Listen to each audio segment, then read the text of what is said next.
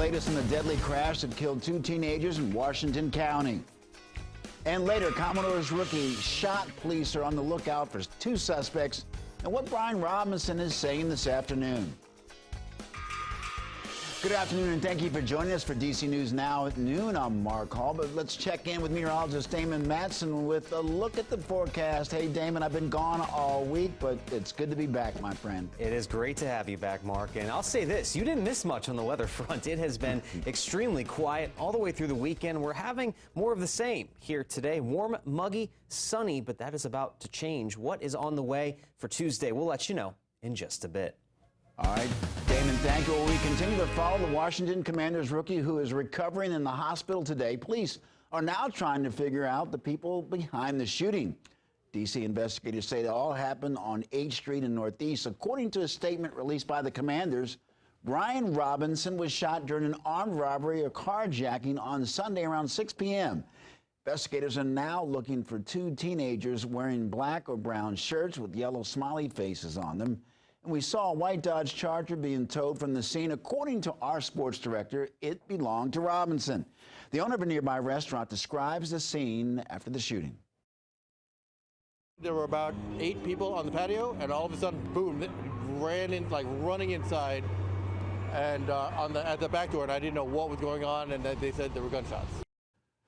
Robinson took to his Instagram this afternoon, saying in part, surgery went well, and thanks for the prayers. God is great. Well, during the Commanders' practice this morning, head coach Ron Rivera wore an orange shirt and said that more needs to be done to combat gun violence. And we'll have more coverage on this tonight beginning at 5 p.m. right here on DC News Now. Well, this year, DC police are reporting a 4% increase in stolen cars across the district compared to this time last year.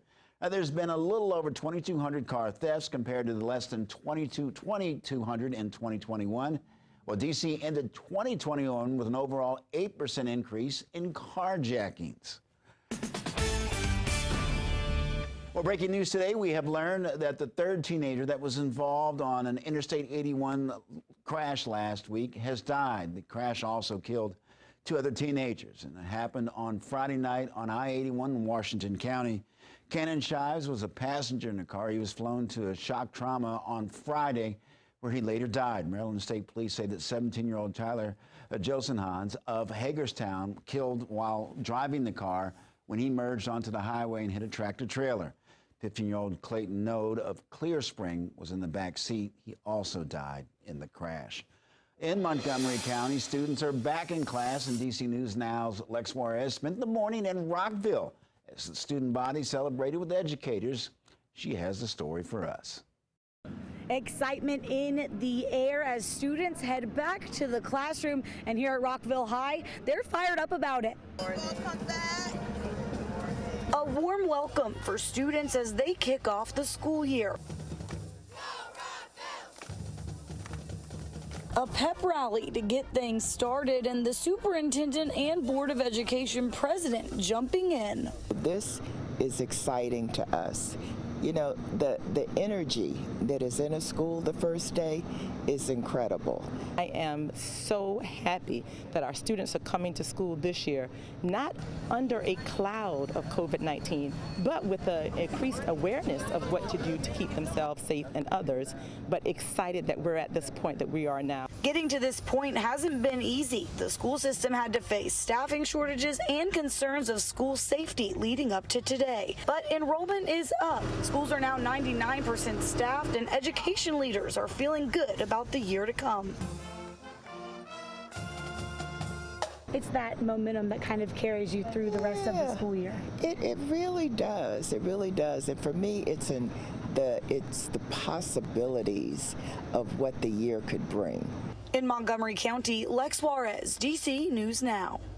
Thank you, Lex. Well, the school year is also kicking off for Prince George's County Public Schools today, and students are required to wear masks in all schools because of the COVID-19 Omicron variant. They must also have all of their vaccinations. An update to the launch of the new moon rocket. The countdown to the launch of NASA's Artemis 1 mission is on hold until Friday at the earliest. A fuel tank leak and an engine problem during final liftoff preparations led to NASA calling the launch off.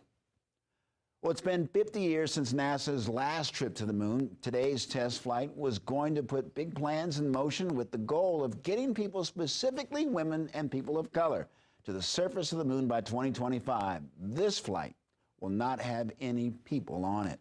Artemis is just going back to the moon. This mission will take about 6 weeks from start to splashdown. They're breaking the trip down by the numbers. CNN is reporting Artemis is set to travel 1.3 million miles on this trip, and when it comes back down to Earth, it will at least have 25,000 miles per hour, so that's certainly moving, before actually slowing back down to 17 miles an hour as it splashes down into the Pacific Ocean. Developing now, stocks fell in trading on Wall Street, adding to recent losses as the Federal Reserve stays focused on raising interest rates to fight historically hot inflation. U.S. stocks are pointing down. The Dow is down 80 points. The S&P fell 0.3%, and the NASDAQ is also pointing lower, down 0.2%. Well, inflation's impact on economy and the Fed's battle plan remain Wall Street's main focus. Last week, the central bank indicated it will raise rates into next year as it tries to quell demand and bring down prices for goods and services.